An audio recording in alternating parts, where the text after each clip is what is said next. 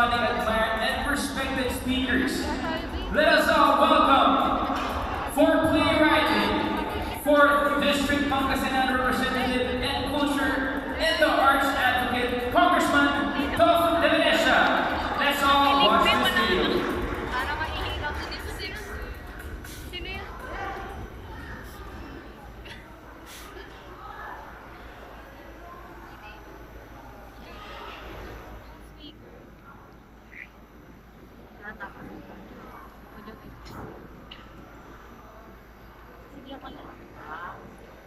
Ms. Senator Ivy Marcos, DTI Secretary Fred Pascual, DTI Undersecretary Sheena Lava, other officials and staff of the DTI, young creators, fellow speakers, guests, ladies and gentlemen, Santos Iago and Tagayawin, greetings and creativity and happy Philippine Creative Industries Month to all of you. We are gathered here today to launch a program that celebrates and showcases the creative brilliance of the Filipino, the Young Creatives Challenge.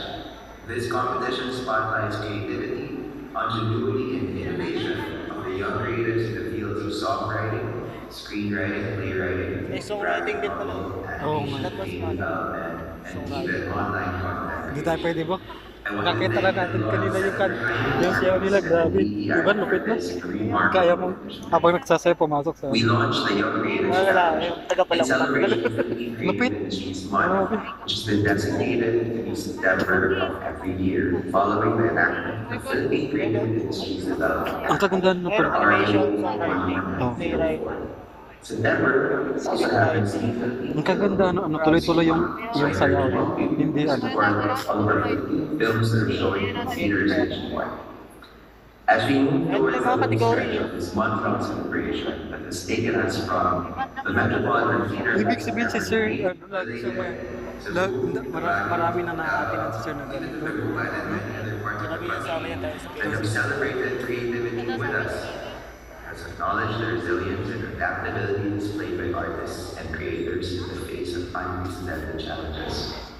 The global pandemic, for one, tested the limits of creativity and resourcefulness. And yet, artists and creatives found new ways to connect, inspire, and uplift us during times of isolation and uncertainty.